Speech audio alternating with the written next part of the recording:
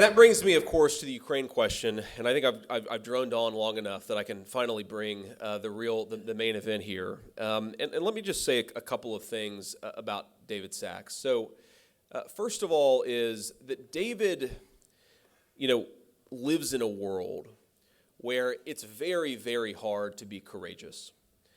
He's obviously a very successful business guy. The relationships that really matter when you're in the world of business do not necessarily smile very well upon taking the view, especially 2 years ago, that America should not be in Ukraine at all and certainly shouldn't be there indefinitely. That was really hard to do. Trust me, I knew, because I was like, David and I were like 2 of 5 people in the foxhole together. But not just that. David has put his money where his mouth is. If we want to support and get a Republican Party to a place where candidates like me can actually win, well, we all know it takes a lot of resources to get there. So whether it's my race or a number of races across the country, David has actually put his money where his mouth is. He's supported the candidates who are actually trying to advance the cause and advance the country forward. That's not easy either, and that takes a lot of courage. But the thing I most appreciate about David, we agree on 98% of issues. When we disagree, we're actually, we have an honest conversation about it. But David is as thoughtful and as real in private as he is in public, right? This is not like a guy who says interesting things on Twitter because he wants a public profile. This is a guy who says interesting things on Twitter because nobody else is saying interesting things.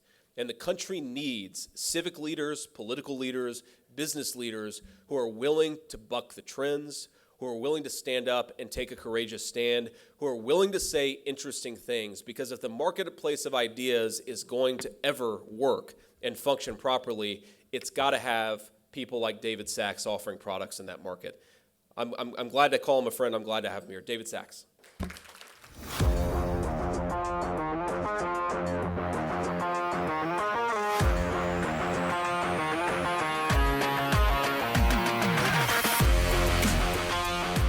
Ukraine is not our 51st state. It is not part of America. It is not even a treaty ally. The United States has other commitments all over the world. Our resources are not infinite. Woke cancellation tactics are being used to silence this discussion. How do we find a diplomatic solution to end this Ukraine war? So it's my obligation as an American citizen to speak out. So you're seeing more and more people speak out. Their only interest here is that they are concerned about America, and they do not see people in the foreign policy establishment and politicians speaking out the way they should be. And that includes the Republican Party, who frankly has completely dropped the ball on this issue.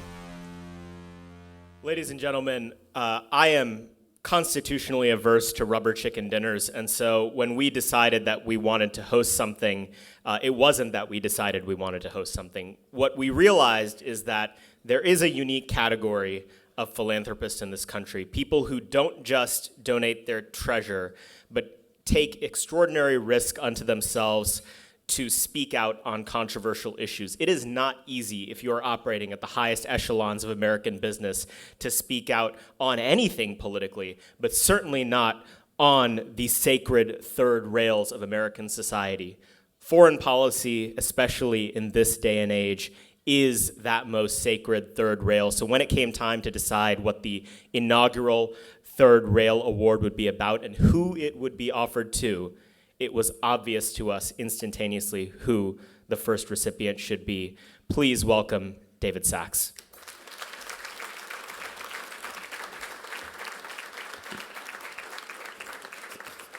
Thank you, Saurabh, and thanks American Moment for giving me this award.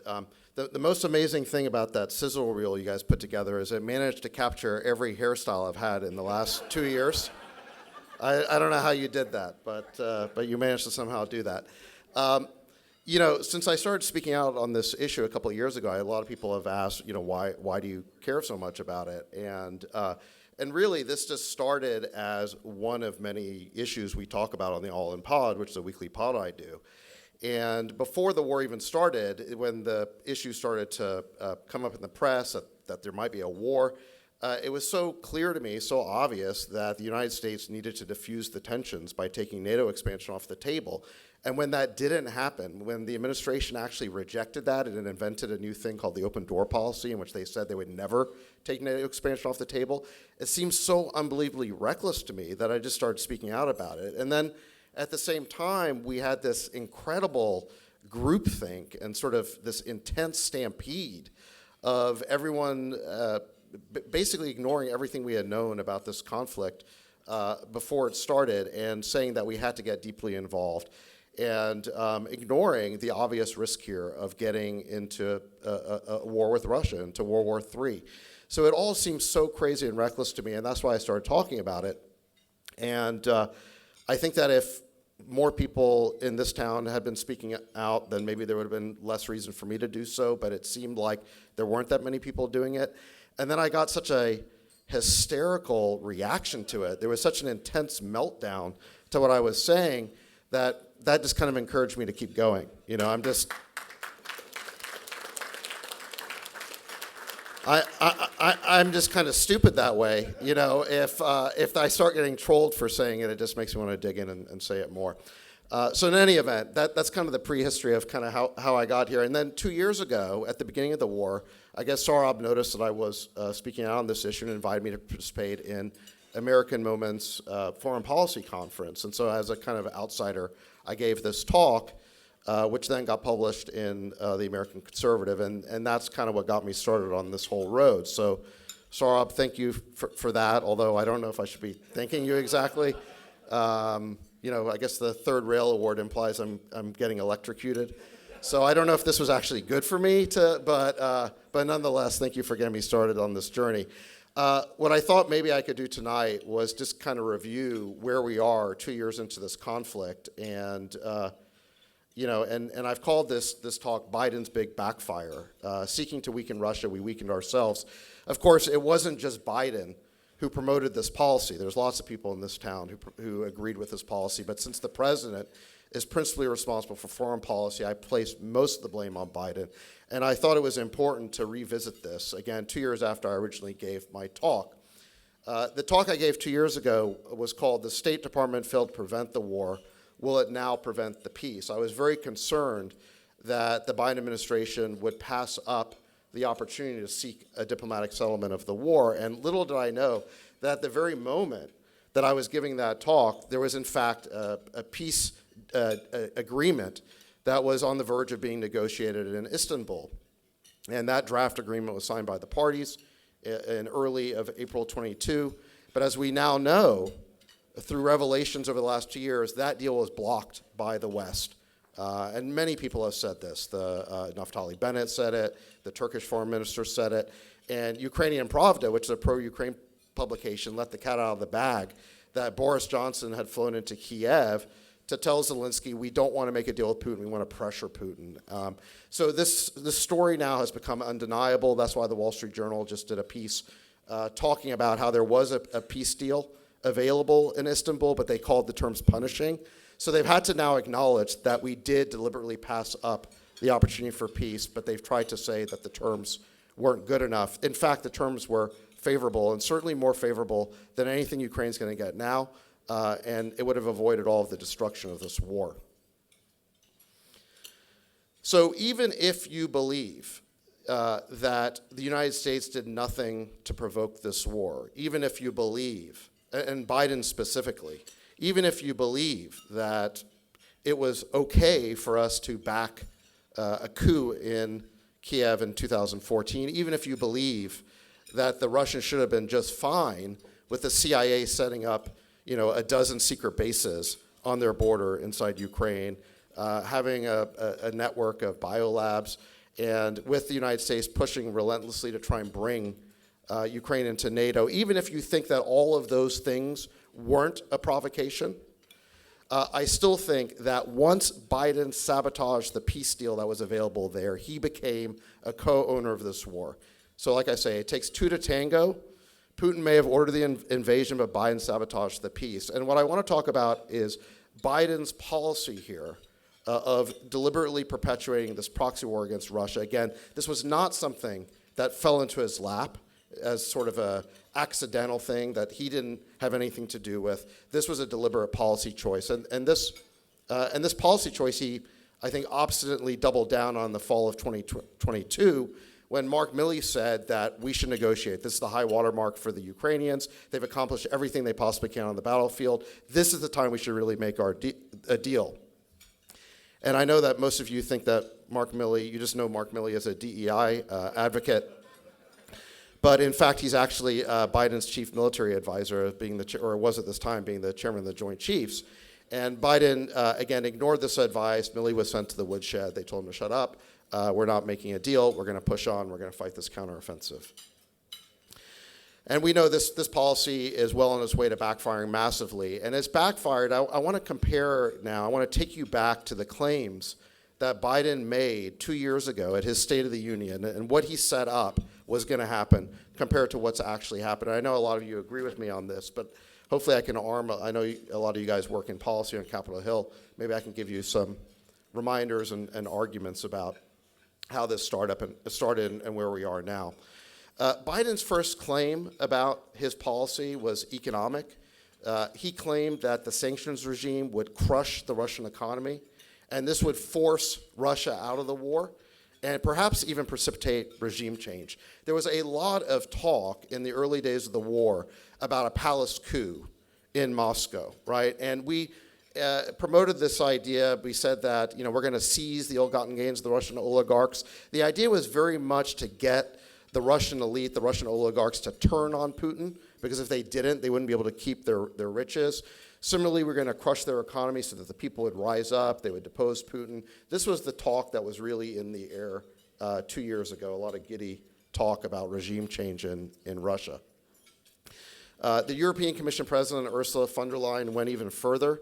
She said, this is 6 months later, said that the Russian economy is in tatters. The Kremlin has put the Russian economy on the path of oblivion. Our sanctions are working. To say this 6 months by September of 2022 was really quite delusional, but I think many people, including the mainstream media, were still pushing this message.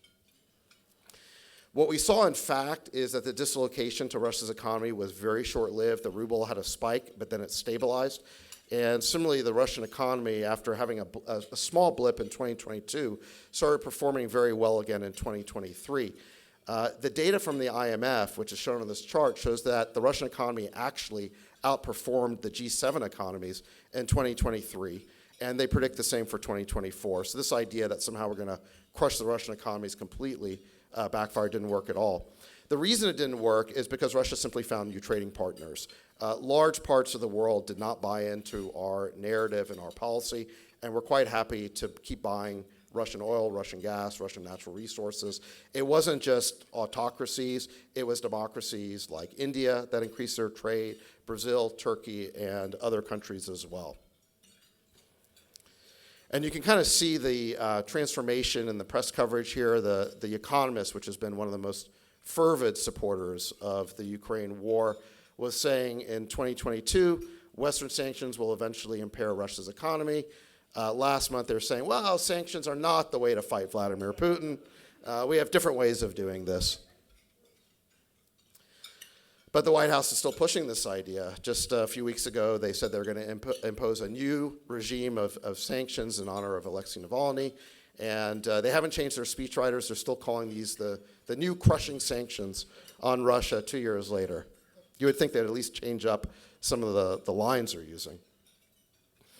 Russia hasn't been impacted, but Europe has. They're the real victims of these sanctions. The German economy is in a serious recession right now. Their economy is based on the foundation of their economy was based on cheap Russian gas, creating industrial exports. This has really hurt their economy, and really the whole Eurozone has been in stagnation since this war started.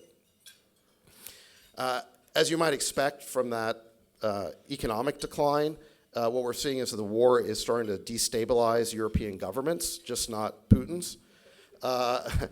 Already we've seen, quote, far-right politicians win elections in the Netherlands, Slovakia, and Sweden. In Germany, the far-right party AfD has been surging, so they're actually talking about banning it. And everyone knows that Rishi Sunak is kind of dead man walking in the UK. And the media's cope on this is that the pro-Putin populist problem is somehow Putin has convinced the populace of Europe to be on his side. That's not what's happened. What's happened is that the population of Europe is realizing that this war is not in their interest, and they're turning against their governments who have supported it. So let me wrap up kind of, again, point number one here. The first big backfire of Biden's policy is that the economic war on Russia has hurt our European allies while the Russian economy actually does just fine. That brings me to military. The military part of the component of this war, the Biden administration believed and said that it could exhaust Russia and weaken Russia. This was the term that Lloyd Austin used at the very beginning of the war, is that we're going to weaken Russia so it can't invade any of its neighbors again. We're going to knock them out of the ranks of the great powers. This was the big claim of the administration. And frankly, I don't want to just bash on the Biden administration here. A lot of Republicans agreed that this idea of weakening Russia was a, quote, good deal for the U.S. A lot of our swamp senators said that this was either the government's number one priority, or, Lindsey Graham said this is the best money the U.S. has ever spent, the best money ever. So a lot of Republicans bought into this idea that we were weakening Russia on the cheap because we didn't have to do any of the fighting.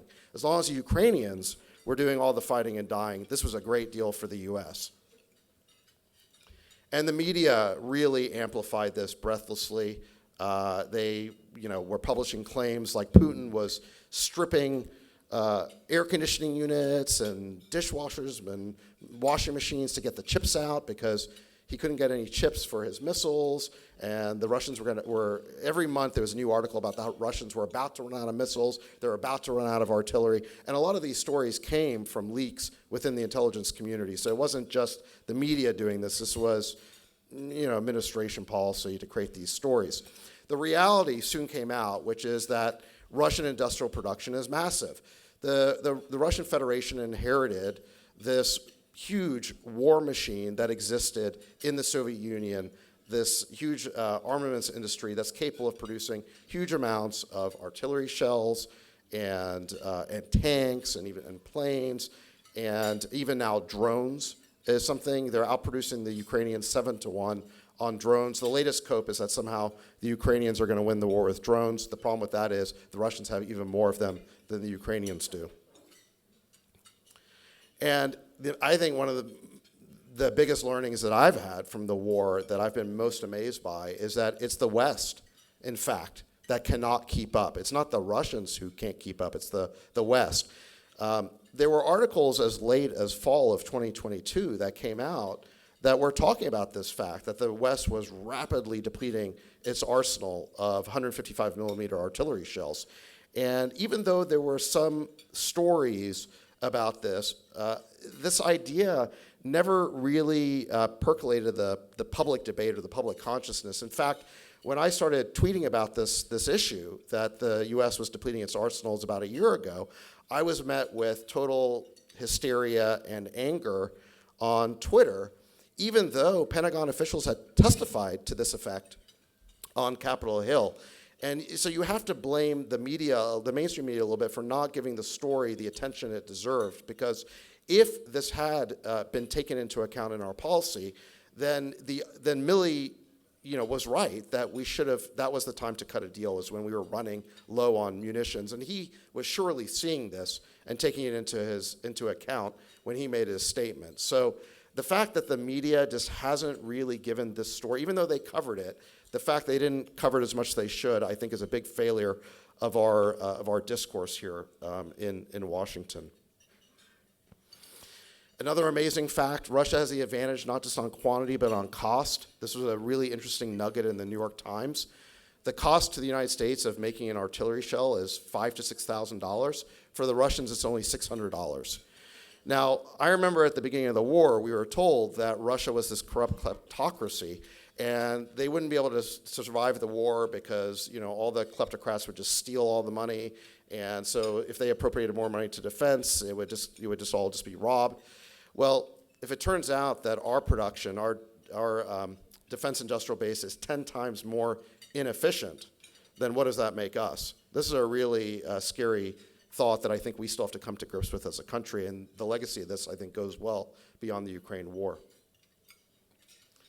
So what this means on the battlefield is the Russians currently have a 5-to-1 artillery advantage. This chart actually came from the Wall Street Journal. They finally got their heads wrapped around this. The Russians currently are expending about 10,000 artillery shells a day. The Ukrainians only about 2,000. The U.S. is only manufacturing about 1,000 shells a day. So they're only able to really use the shells as we produce them. Basically, they've run out. And this is having a huge impact on the battlefield. In addition to the Russian war production, the size of their military is getting bigger too. So with their casualty rates decreasing, you can see on the chart there, this is by Quincy, that when the Russians went into Ukraine in February of 2022, they did it with roughly 180,000 troops. By the end of 2023, they were up to around 350,000 troops, and the number that I've heard most recently from military channels that I trust is 600,000. About 10,000 young Russians are actually volunteering for the Russian military every week. This war is not unpopular in Russia. They believe Putin that the West is essentially attacking them through a proxy. And young Russians basically are rallying around the flag and they're signing up for the military. And now Russia is not sending them right into the war zone. They're putting them through at least 6 months of training. But what's happening is that the Russian military is getting bigger. It's getting more battle-hardened, more battle-tested. It's getting trained on how to defeat Western weapons. And you can see this is a chart from Mediazona, which is a BBC-related property. So this is basically British state media showing the weekly number of Russian casualties, and it's going down because the Russians are learning how to fight this kind of war and take fewer casualties over time. All of which is leading to horrific Ukrainian casualties. It's very hard to get exact numbers on this because the Ukrainian government hasn't been putting them out. Zelensky recently came out and said that only 31,000 Ukrainians had been killed. He was pretty much laughed off the internet right away for that. The number that I believe is that there's been at least 500,000 Ukrainian casualties, about half killed, half wounded, at least. Roughly 20,000 a month. This is what the military channels that I believe are basically saying. One of the most horrific images of this war are these videos that have been posted on X showing the miles and miles of fresh graveyards in Ukraine that have gotten so big that you can see them from space. It's really grisly and horrific what's been happening there. And of course, the reason why the Ukrainian government hasn't been putting out the numbers, there's a good reason for that, is because the numbers would be disastrous if they put them out. At the same time, the Ukrainian military can't really mobilize more, or at least it's extremely unpopular to do so. This mobilization bill has been kind of working its way through the Rada, where they're going to try and mobilize another 500,000 conscripts. It's very unpopular with the Ukrainian people. This is why it became actually a hot potato between Zelensky and Zaluzhny. Zelensky wanted Zaluzhny to go to the Rada, which is their parliament, and advocate for the bill. Zaluzhny refused to do it. And so it's very unclear that Zelensky's going to get this mobilization through. At the same time, you're seeing a lot of stories about military-age Ukrainians, men, who have the means, seeking to bribe their way out of the country. They don't want to serve if they don't have to. A lot of them have gone into hiding. And then we've seen these videos come out of Ukraine of these press gangs who are going around the streets, rounding people up and basically throwing them in the back of vans at gunpoint. There was a story I read about a man in his 50s went to go get a haircut, and he was rounded up by one of these press gangs, and he was on the front lines a week later. They're sending them to the front lines with barely any training at all. I think this is one of the most horrific aspects of American policy, is that because of our actions and this myth that somehow we're helping this voluntary Ukrainian effort, that thousands and thousands of Ukrainians who don't want to fight are being rounded up at gunpoint and sent to the front lines with little or no training. where they're being fed into the meat grinder. It's really, I think, one of the worst things that the U.S. has done.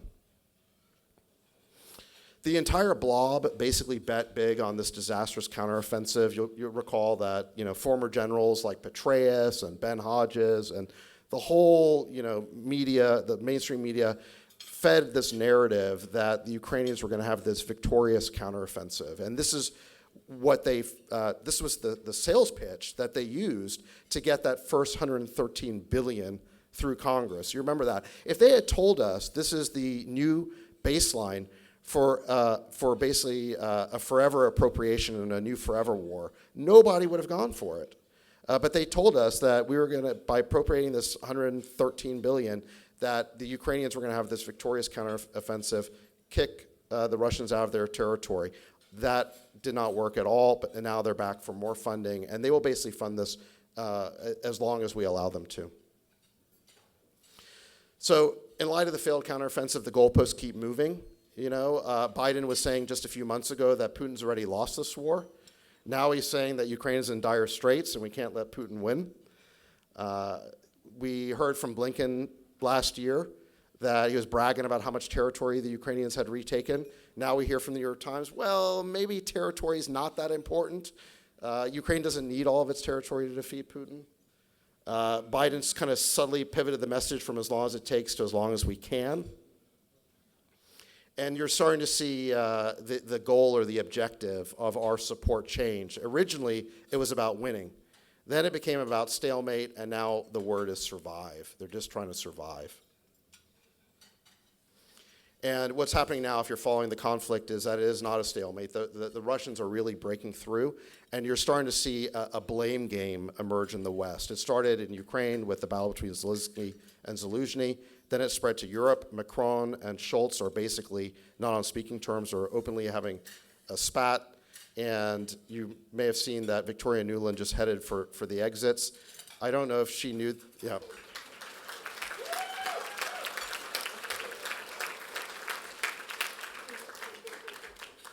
It was very gracious of her to do that just in time for my talk. I really want to thank her for doing that. But yeah, when the architect of your policy basically is one of the rats who's jumping ship, that's never a good sign. So again, this is backfire number 2, is that Biden's proxy war is supposed to weaken Russia militarily. Instead, it's made Russia stronger in really every way militarily while depleting our own stockpiles. This is really a huge disaster for the United States. Third, and I'm going to finish up pretty quickly here. Diplomatic. Biden said the war would show Western unity, resolve, and leadership. And these are the words he would always use, as unity, resolve. This shows American leadership. But in fact, the rest of the world has not come along for the ride on this. They do not agree with this view. And over time, more and more countries have been rejecting Biden's view. They see that the United States has been unreasonable in its unwillingness to negotiate and end this conflict. I don't know if you saw that Putin recently made a trip to the Middle East. He was warmly embraced by MBS in Saudi Arabia and MBZ in UAE. In fact, UAE basically threw a parade for Putin. It was like he was a conquering hero. They had a parade lining the street. They had fighter jets streaming the Russian colors. It was really quite extraordinary. And then basically the whole BRICS and Global South is not treating Putin as the pariah that Biden said he would be. Not at all. They've gradually, I think, become more disillusioned with American leadership. The sanctions regime we've placed on Russia has only made BRICS more popular because BRICS offers a way for countries to resist American sanctions. The nations of BRICS agree not to sanction each other. And so 5 more countries have joined BRICS, or now up to 10. And there's a huge waiting list of countries that want to join.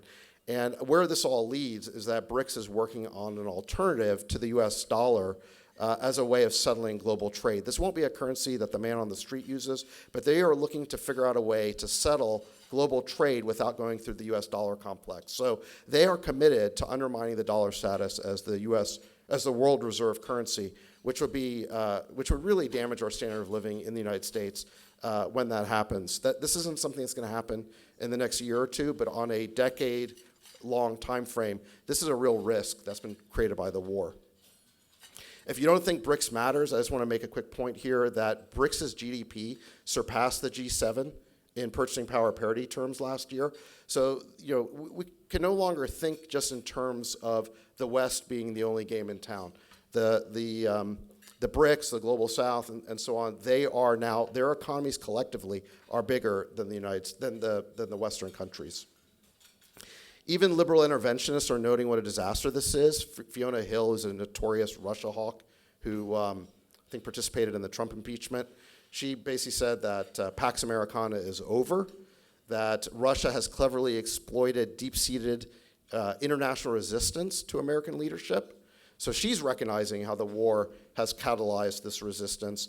And Joseph Borrell, who is the EU foreign minister and who's a huge kind of hawk in line with the American view of the world, said that the era of Western dominance has indeed definitively ended.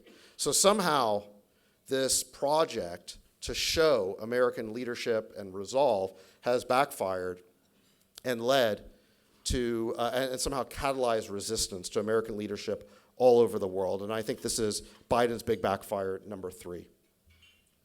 And then finally, just on humanitarian grounds, Biden claimed, again in his State of the Union 2 years ago, that his policy would aid the Ukrainian people and help ease their suffering. And I think we can see from the casualties that has not happened. Recently, Quincy put out some stats. Ukraine's already lost a third of its population. The number has gone down from roughly 44 million to 28 million. Over 10 million refugees have fled the country. Basically, a lot of women and children have left. Huge numbers of fighting-age males have been killed or seriously wounded, and then they've lost a lot of territory in the eastern part of the country. Basically, the ethnically Russian part of the country has now been lost to Russia, and it's never coming back. Before this war, Ukraine already had a demographic problem. Their fertility rate was not at replacement level, and so its population was gradually declining over time. But now it's plummeted, and you can see that on this demographic chart where they already had the problem of too many old people relative to too many young people. Now there's a huge gouging out here of where all the young people should be. So how this country survives demographically, I think, is an open question. And on top of that, 12 million of the 28 million who remain in Ukraine are pensioners. They're not working age. So who's going to support all of those old people when all the young people have left the country or been killed and likely not coming back is really an open question. So this idea that American policy has helped Ukraine, it's really been a total disaster. I think it's really doomed the country. All right, so wrapping up here, where do we go from here? There's a new strategy that the Blob is promoting called Hold and Build. This is another narrative mirage. Somehow the idea is that we're going to hold Ukraine together and we're going to give them a whole bunch of munitions that we don't have, and they're going to rebuild their army with a bunch of men they don't have, and then they're going to come back in 2025. This is simply not going to happen, okay? What you're seeing every day now is that Russians are advancing. The Ukrainians, unfortunately, waited way too long to create defensive lines because, again, they put everything they had into their summer offensive. And unfortunately, it's way too late to be trying some sort of fully defensive strategy. It's pretty clear, I think, that, and certainly all the experts that I listen to believe that it's only a matter of time before Ukraine loses this war. And the mainstream media is starting to recognize that fact as well. So what should we do here? Number one, we have to recognize reality. I think we massively underestimated Russia's strength. We relied on idiotic neocon cliches like Russia's just a gas station with nukes. The truth is that we don't want to believe this, or we don't like it, but Russia is a great power. It's a huge country, large population, a lot of natural resources, technologically stronger than we thought.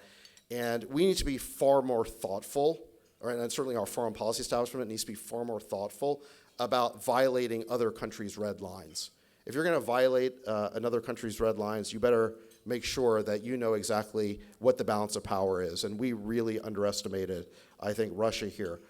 And so the first thing we have to do is just recognize the reality. Russia's not going to lose this war. They're going to finish it, and Ukraine's going to be destroyed. And so that leads to point number 2, which is we really should cut a deal here on Ukraine before it's too late. If the war continues, the Russians are simply going to, the Ukrainians are going to lose more people. They're going to lose more territory. The Russians are going to take more land, and we really should cut a deal before it's too late. There's a corollary to the failure of the counteroffensive, which is if Ukraine can't take back territory, then the best they can do is lose less. And since there's no way for them to go, I think the counteroffensive proved that there's no way for them to take back territory. So the high water mark is getting worse basically every day, every week. We should have listened to Milley. We should have taken that deal in Istanbul. But the deal we'll get now is better than the deal we'll get 3 months from now, 6 months from now, a year from now. And while we're at it, I would also say that this would be a really good time to seek détente with Russia. There is simply no reason for us to basically be courting World War III with the Russians. We do not have any vital interests that are at odds with their vital interests. This is basically a manufactured conflict that I think really started with Russiagate, where somehow this fantasy was created that somehow Putin was controlling our elections. I think everyone here knows this is all nonsense, but somehow this Russiagate hoax has metastasized into a new Cold War with Russia. And I think that it's going to be hard to diffuse this, but I think that we could take steps to try and negotiate a new European security architecture, take their security concerns seriously, and work out a modus vivendi with Russia. We do not need to be in a Cold War with them. We certainly don't need to be in a hot war with them. And then finally, we should revamp our defense industrial base. I think this war has shown how hollowed out our manufacturing has become in this country, how deindustrialized we've become. And I think J.D. spoke to this as well. It's really quite astounding at how limited our ability is to produce the weapons of war and how expensive it's become to do that. That the procurement policy at the Pentagon is, we've known they've been failing audits for years, but we have to completely rethink all of this if we want to maintain our own great power status. And then finally, I would say as part of this, we need to bring startups into the defense industrial base and the military industrial complex. The only advantage we have against, let's say, the manufacturing power of, say, a China or even a Russia is being on the technological cutting edge. And if we have these 5 staid old defense companies dominating the military-industrial complex, we're not going to take advantage of all the startup innovation that's out there. So I hope we will realize that and reform our military-industrial complex and our defense spending before it's too late. Just want to close with this last thought. This is from Paul Kennedy, who wrote The Rise and Fall of Great Powers. He says that great powers need to be careful not to overextend themselves through military adventures. Basically, he says that hubris and basically overstretching yourselves are the Achilles heel of great powers. And I think that we should really take this seriously. History has shown us that there is no such thing as a permanent great power. Great powers rise and fall throughout history. But decline does not have to be our fate. We need to stop listening to the bipartisan cabal of warmongers who constantly call for our soldiers and our tax dollars to be sent overseas in search of monsters to destroy and reinvigorate our own greatness back here at home. Thank you.